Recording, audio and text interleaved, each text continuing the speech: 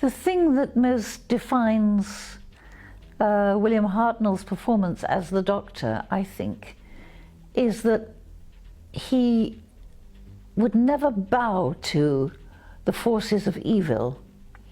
And also, he had a special way of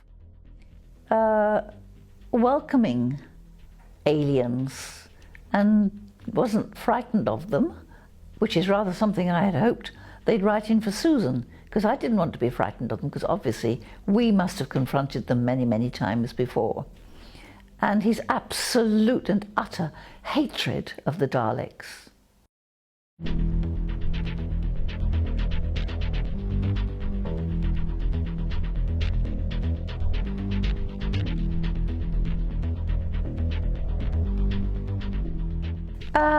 Respect, because there was still the schoolgirl, school teacher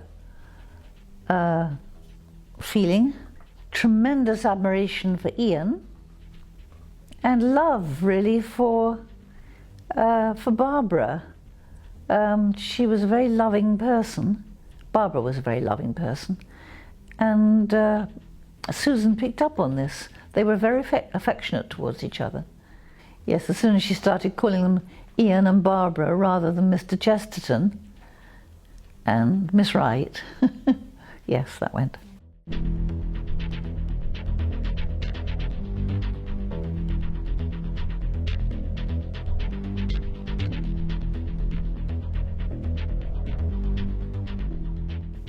It was mixed feelings, because I was quite happy to go from one point of view so that I could get out there and start doing different work, you know, more theatre, particularly because I love theatre. And on the other hand, leaving my family, which they'd now become, was very difficult.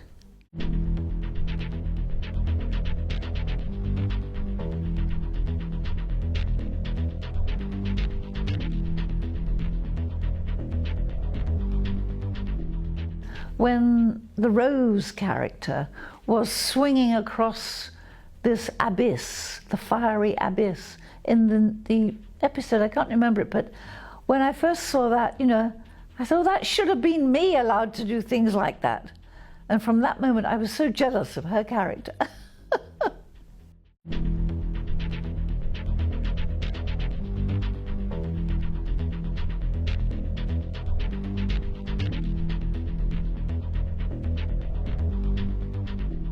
Depends how he looked, I suppose. There have been so many regenerations. I think that in one or two cases she would have said, "You can't be my grandfather. Impossible." But she never has done yet. She was very tempted, I think, when she saw, because Peter Davison and I worked together, and we decided that on screen there would be this moment of shock, and then a sort of slow realization. But we weren't allowed to use that, because seriously, they said, you can't, because it looks as though you're sort of getting attracted to each other. It's not what we intended at all, but there you are. You never know how you're coming across.